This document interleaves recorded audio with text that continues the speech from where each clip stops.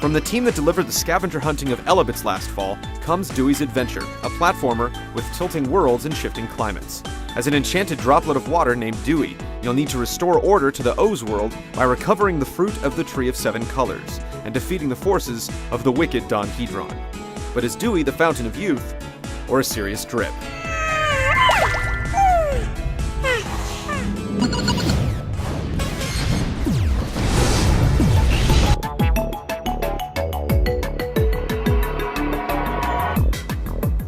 The main thrust of Dewy's Adventure is laid out across 6 areas, each composed of 4 levels and a boss fight.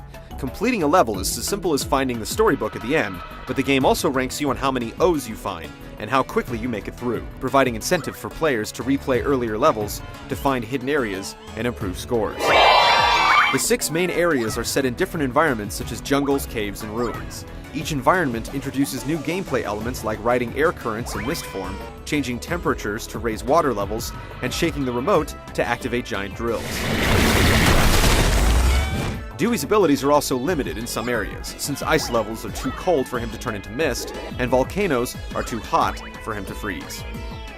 In addition to the main quest, Dewy's Adventure also features a level edit mode, which allows you to build stages and send them to friends online. It sounds great on paper, but the confined, blocky arenas don't fit the controls. Even the pre-built stages in this mode are nearly unplayable and require constant camera manipulation to navigate. On the upside, Dewy does include a few extra goodies. You can take screenshots and send them to friends, and whenever you stop playing, the game sends a letter to the Wii message board to congratulate you on your progress, or provide tips on a boss you couldn't beat. Dewy's Adventure lasts for over 10 hours, but we had to show some serious fortitude to get there.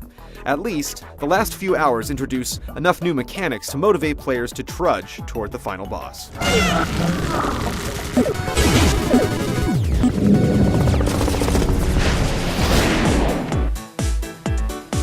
You play Dewy's Adventure by holding the controller sideways in the classic orientation, and then tilting it to send Dewy sliding on his way. Tapping up or down on the directional pad changes the climate of the world and causes Dewy to turn into mist or ice forms. As ice, Dewy can deliver more powerful attacks or spin to defend, while mist Dewy can float above the fray to shock groups of foes with bolts of lightning. You can also summon gusts of wind by shaking the controller up and down, or cause earthquakes by shaking side to side. Precision tilting is the source of many of the game's challenges, joys, and headaches. You'll need to zip Dewy across narrow walkways, jump between moving platforms, and slide down frozen rivers before they thaw. At times, you'll also have to navigate Dewy across a series of ropes strewn with swinging spiked balls. The tilt controls mostly work, but it's difficult to be precise with them. It's even more difficult to judge the depth perception when jumping, making it easy to fall to your doom when trying to hop to a lower platform. Tilting the world only affects Dewy until specific situations later in the game, which makes no sense whatsoever. Bosses in Dewy's Adventure are rather challenging, requiring multiple steps to defeat. You may need to hit a series of switches to flip over the obligatory giant crab, or jump into the lava spewing from an enemy's mouth to turn it into a bridge that you can use to reach the weak point. Most are manageable, but the final battle will convince a lot of players to simply throw in the towel. Dewy features some great ideas, but it can also be extremely frustrating thanks to its unpolished mechanics.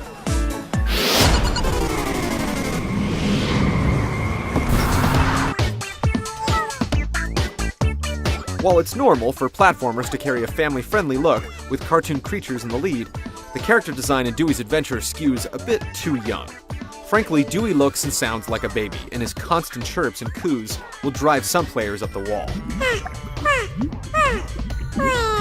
There's no doubt that Dewy is aimed at kids, but his toothless grin and chubby cheeks are disgustingly adorable. Dewy's Adventure takes the board-tilting mechanic of games like Koro Rinpa and brings in precision jumps, boss fights, and some inventive bits of its own. There are some rough spots, and it's far too challenging for its preschool target audience, but older players that can get past the glucose-coated exterior will find it to be a decent platformer with a fair share of challenge.